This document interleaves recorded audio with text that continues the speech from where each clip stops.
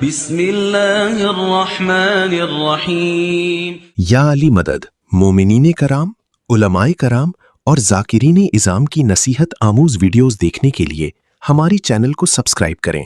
صدقہ جاریہ سمجھتے ہوئے اس ویڈیو کو اپنے عزیز و اقارب اور دیگر مومنین تک ضرور شیئر کریں تاکہ زیادہ سے زیادہ لوگ دینی معارف سے استفادہ کر سکیں۔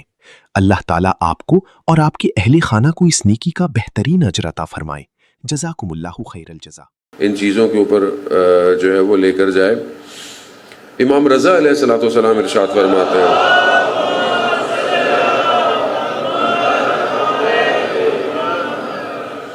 یہ بھی 5 کوالٹیز ہیں۔ امام رضا فرماتے ہیں کہ جو اللہ کے اچھے بندے ہیں ان کی 5 کوالٹیز ہیں۔ بہرحال یہی شاید میں آپ کی خدمت میں آج بیان کر پاؤں۔ پہلی کوالٹی وہ ہے، پہلے اچھے بندے کون ہیں ان کے پاس، کہ جب بھی وہ نیکی کرتے ہیں تو وہ خوشحال ہو جاتے ہیں۔ یعنی جب وہ کوئی اچھائی کرتے ہیں، کوئی بھی نیکی کرتے ہیں، کسی کے لیے کار خیر کرتے ہیں، اللہ کی راہ میں کوئی خیر کام انجام دیتے ہیں تو یہ خوشحال ہو جاتے ہیں، یعنی خوش ہوتے ہیں کہ اللہ کی راہ میں۔ دوسرا، جب ان سے کوئی برائی ہو جائے تو یہ اللہ کی بارگاہ میں توبہ کرتے ہیں۔ آپ دیکھیں یہ حدیثوں کا مطلب آپ سے نہیں، آپ کو میں نے کل آپ سے ٹیسٹ لینا ہے کہ میں آپ سے پوچھوں گا اچھا دوسری کیا تھی، 5ویں کیا تھی، نہیں، یہ آپ نے اپنے اوپر اپلائی کرنا ہے کہ کیا میں نیکی کر کے خوش ہو رہا ہوں؟ کیا خدا نہ خواستہ مجھ سے کوئی غلطی ہو جاتی ہے تو میں اللہ کی بارگاہ میں توبہ کرتا ہوں کہ نہیں کرتا؟ کیونکہ ہم چاہتے ہیں کہ اہل بیت کی باتوں کا مصداق بنے، جو انہوں نے باتیں کی ہیں وہ ہم مصداق بنے۔ تیسری چیز کہ جب ان کو کچھ عطا ہوتا ہے تو یہ شکر گزار ہوتے ہیں، کہ جب انسان کو کچھ مل جائے تو اسے کیا کرنا چاہیے؟ شکر کرنا چاہیے۔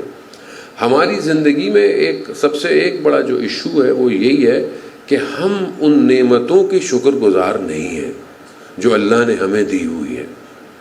ہم اچھی بات ہے دعا کریں کہ خدا ہمیں یہ دے دے، خدا ہمیں وہ، بری بات نہیں ہے، اللہ بھی کہہ رہا ہے مانگو میں تمہیں دوں گا، لیکن اس سے بڑھ کر یہ کہ جو تمہیں ملا ہوا ہے اس کے تم کتنے شکر گزار ہو۔ جو اللہ نے ہمیں کتنی نعمتیں دی ہوئی ہیں، ہمیں خود آنکھیں دی ہیں، ہمیں ہاتھ دی ہیں، سب سے بڑی نعمت اسلام ہے، اسی نعمت میں یہ مجلس اور عزاداری بہت بڑی نعمت ہے۔ کہ انسان کے پاس یہ دروازہ نہ ہو تو کوئی در نہیں ہے ہدایت کا۔ آج دنیا، عزاداران محترم، واقعاً یہ تو خیر حدیث تو بہرحال حدیث ہی ہے ظاہر ہے جو پیغمبر نے فرمایا، لیکن آج کے اس دور میں ایک چھوٹا سا طالب علم ہوتے ہوئے جو دنیا کو دیکھ رہا ہوں اور یہ مصداق سچا اور حقیقت نظر آتا ہے کہ جو پیغمبر نے فرمایا ان الحسین مصباح الہدی و سفینۃ النجات، کہ بے شک امام حسین ہدایت کا چراغ ہے اور نجات کی۔ آج آپ دیکھ لیں پوری دنیا میں گمراہی، آج آپ دیکھ لیں college, university, school, T V, media, محلہ، گلی، ہر جگہ آپ کے سامنے ہدایت کہاں ہے؟ گمراہی ہے نا ہر جگہ آپ کے سامنے مشکلات ہیں۔ باہر نکلیں آپ، کہیں بھی نہ نکلیں، ہر چیز آپ کو دنیا کی طرف لے کے جا رہی ہے، تحریف کر رہی ہے، انحراف کر رہی ہے، سوائے در حسین کے کوئی جگہ نہیں ہے جو آج انسانیت کو بچا پائے۔ اس لیے کہا کہ امام حسین کسی فرقے کے نہیں ہیں، امام حسین انسانیت کی بقا کے لیے ہے۔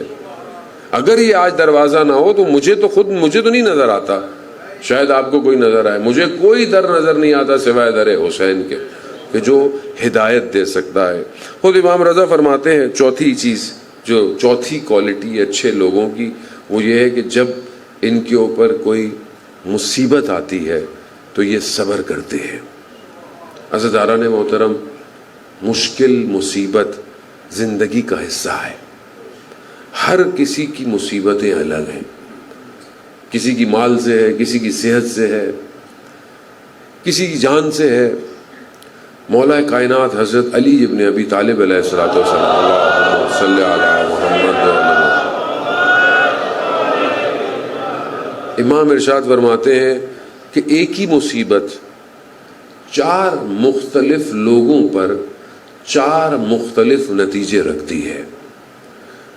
کافر کے اوپر مصیبت اس کو ادب سکھانے کے لیے ہے، مومن کے اوپر مشکل مصیبت اس کو نکھارنے کے لیے ہے۔ یہ جو مومن کے اوپر پریشانی آتی ہے، اور روایت میں بھی یہ ہے نا کہ اگر 40 دن تک آپ کو کوئی پریشانی نہ آئے تو آپ کو پریشان ہونا چاہیے، کیونکہ وہ مومن ہی نہیں کہ جو اس کے اوپر کوئی مشکل نہ آئے۔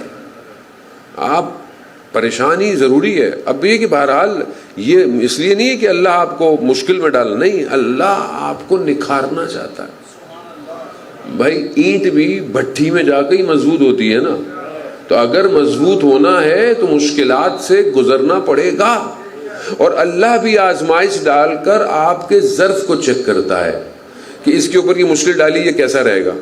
اگر کامیاب ہو گئے تو اللہ تعالیٰ پھر کچھ اور ڈالے گا، اگر کامیاب ہو گئے تو اسی طرح انسان بڑھتا رہتا ہے۔ اور پھر یہی مصیبت انبیاء کے اوپر ان کے درجات کو بلند کرنے کے لیے آتی ہے۔ مولا کائنات فرما رہے قرآن میں "اذ ابتلی ابراہیم"، ہم نے ابراہیم کو مبتلا کیا، کیوں؟ تاکہ پھر ہم نے اس کو امامت عطا کی ہے۔ یعنی انبیاء کے درجات امتحانوں سے بڑھتے، اور اولیاء خدا کے اوپر مشکلات ان کی کرامات کو ظہور کرنے کے لیے آتی ہے۔ اور اسی طرح مشہور واقعہ، بہت سارے علماء کے واقعات ہیں، عزیزان محترم۔ آیت اللہ نخود کی اصفہانی مسجد مقدس میں مولا کے حرم میں دفن ہے، بہت عارف شخصیت تھے۔ شاگرد کہتا ہے کہ میں ان کی خدمت میں حاضر ہوا اور وہ گریہ کر رہے تھے، تو میں نے ان سے پوچھا کہ آپ گریہ کیوں کر رہے ہیں؟ تو کہا میرا جو درجات ہیں وہ بڑھ گئے۔ تو کہا اس میں خوش ہونا چاہیے آپ، اور رو کیوں رہے؟ کہا جو میرا پچھلا درجہ تھا اس میں جب کوئی میرے پاس آتا تھا اپنی مشکل لے کر تو میں دعا کرتا تھا، اور جب دعا کرتا تھا اس کی وہ مشکل حل ہو جاتی تھی۔ لیکن جس مقام پر میں ابھی ہوں مجھے دکھایا گیا ہے کہ وہ جو مشکل تھی بندے کے اوپر وہ اللہ کا فضل تھا، اور میں دعا کر کے اس فضل کو ہٹا دیتا تھا۔ تو ہم اگر اس زاویے سے اپنی زندگی کو دیکھیں تو ہمیں زندہ رہنے کا مزہ آئے گا۔ عزیزان محترم، خوب مشکل کو اپورچونٹی بنائے کہ اللہ ایک اپورچونٹی دے رہا ہے۔ دیکھیں نا، جو بچہ سختیوں میں پلتا ہے وہ کامیاب ہو جاتا ہے۔ جسے آپ دنیا کی ساری آسائشیں دیتے رہیں وہ پہلی ٹھوکر پہ گر جاتا ہے، اسے اٹھا نہیں جاتا۔ تو مشکلات ضروری ہیں، اور زندگی میں ہارڈ ٹائم ضروری ہے۔ میں خاص طور پہ جوانوں کو کہہ رہا ہوں کہ جب تک آپ جوان ہیں، آپ کے اندر اسپرٹ ہے، آپ ہارڈ کام کریں، سخت کام کریں، نہ ڈھونڈیں آرام۔ آسائش کو نہیں ڈھونڈیں اپنی زندگی میں، چاہے آپ کی ظاہری زندگی کا پروفیشن ہی کیوں نہ ہو، کوئی بھی پروفیشن ہو، اس میں آپ آرام نہ ڈھونڈیں، کیونکہ یہ وقت آرام کرنے کا نہیں ہے۔ ایک وقت آئے گا کہ پھر آپ سے اٹھا بھی نہیں جائے گا۔ تو بہتر ہے ابھی جتنا اسپرٹ ہے اس کو اپنے کام، اپنے پروفیشن کے لیے، شوق کے لیے اس کو کریں، کام کریں، محنت کریں، اسٹرگل کریں۔ عزیزان محترم، میں آپ کو بتاؤں کام اتنا زیادہ ہے، کس کے لیے؟ امام کی خاطر۔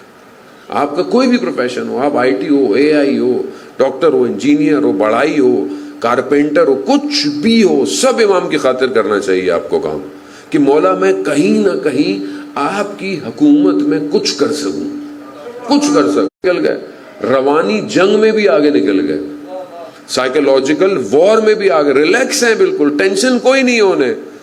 بے شک ان کے گھر کے اندر شہادتیں ہو رہی ہیں، نہیں پریشان۔ کیوں نہیں پریشان؟ کیونکہ وہ جانتے ہیں کہ اللہ کی راہ میں بڑھ رہے ہیں، اور جب اللہ کی راہ میں بڑھ رہے ہوں اور امام کی نصرت کے لیے بڑھ رہے ہوں تو کوئی خوف اور کوئی خطر۔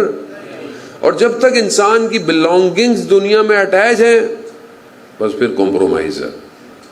پھر کربلا میں بھی جو لوگ نہیں آئے انہوں نے کمپرومائز کیا، اور جو آئے وہ سب چھوڑ کر آئے۔ تو یہ بہت ضروری ہے کہ یہ مشکلات یہ آپ کو بنانے کے لیے ہے۔ اب آپ کی مرضی ہے کہ آپ ان مشکلات سے کیسے باہر نکلتے ہیں۔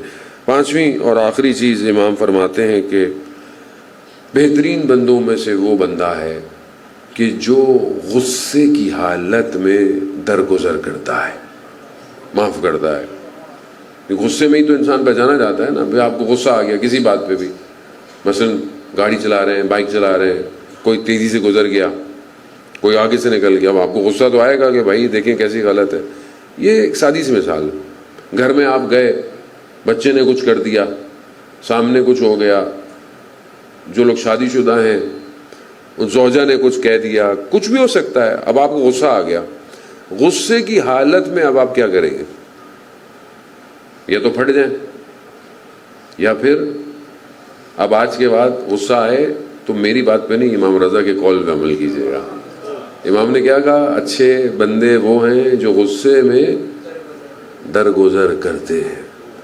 زندگی آسان ہو جائے گی, کیونکہ غصہ ایسا نہیں کہ غضب ہونا نہیں چاہیے, غضب ہونا چاہیے لیکن دشمن کے مقابلے میں, نہ کہ اپنوں کے مقابلے میں. اور ویسے بھی عزاداران محترم, زندگی بڑی محدود ہے, محدود. اس تھوڑی سی دیر کے لیے کسی سے کیا ناراض ہونا, کیا ناراض ہوں گے آپ؟ تھوڑی سی تو زندگی ہے. میں اس سے بھی ناراض, میں اس سے بھی ناراض, میں اس سے بھی بات نہیں کر رہا, میں اس سے بھی بات نہیں کر رہا, تو زندہ کیوں ہے بھائی؟ پھر زندگی تو خوشی ہے. اگر کوئی اور غلطی کرتا ہے تو آپ اس کی اصلاح کرو. آپ دیکھیں نا کہ ملک اشتر جیسی شخصیت, ملک اشتر جیسی شخصیت جو یعنی لشکر کا ہیڈ ہے نا, بالکل, وہ بھی امیر المومنین کا, کتنا سرسخت, کتنا اسٹرانگ آدمی, بریو آدمی, شخص نے بازار میں اہانت کر دی, پتہ نہیں تھا اس نے خوب ایسی کوئی بدتمیزی کر دی, کیا کر دی. ملک اشتر چلے گئے, پیچھے سے شخص نے بولا تمہیں نہیں پتا کون تھا؟ کہا ملک اشتر تھا. ملک اشتر کانپنے لگا, ڈھونڈتا ڈھونڈتا پہنچا ملک اشتر کو, دیکھا کہ جناب ملک اشتر مسجد میں بیٹھے ہوئے. تو کہا میں معذرت چاہتا ہوں, مجھے پتہ نہیں تھا کہ آپ ملک اشتر ہیں. کہا میں تمہارے ہی لیے اللہ کی بارگاہ میں استغفار کرنے آیا تھا.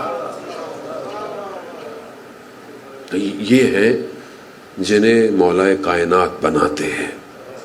یہ دیکھیں عزاداران محترم, امام کو ماننا آسان ہے, امام کی ماننا مشکل ہے.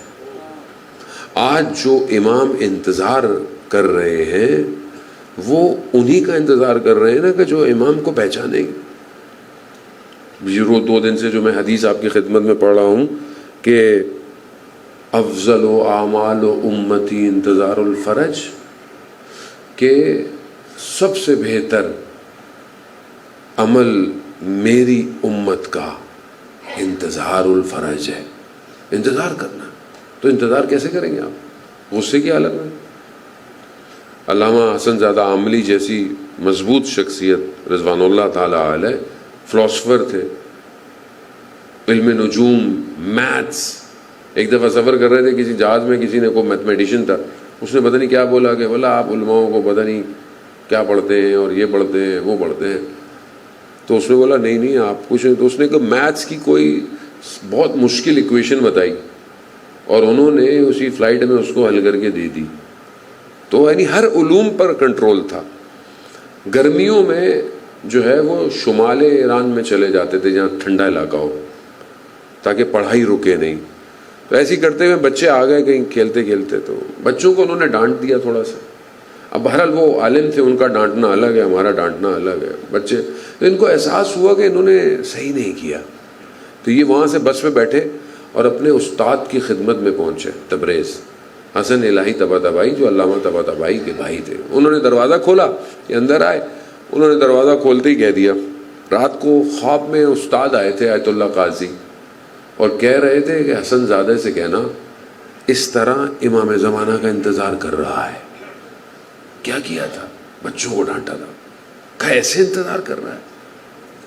تو ہم اپنے کاموں کی طرف نگاہ رکھیں, جو کام کریں اپنے آپ سے سوال کریں, کیا میں امام کا انتظار کر رہا ہوں؟ جو بھی میں کر رہا ہوں, جو بھی مجھ سے ہو رہا ہے, جو میں بول رہا ہوں, جو میں باتیں کر رہا ہوں, جو میرا بیہیویئر ہے, ایٹیٹیوڈ ہے, کیا میں امام کا انتظار کر رہا ہوں؟ بھائی یہی سوال ہے عزیزان محترم. تو بہتر ہے کہ انسان اپنی اصلاح کرے, اور تبھی امام کی خدمت میں جائے گا. کربلا ایسے ہی لوگوں سے بھری ہوئی ہے. یہ داستان ان کی ہے کہ جنہوں نے اپنے امام کے لیے اپنا سب کچھ قربان.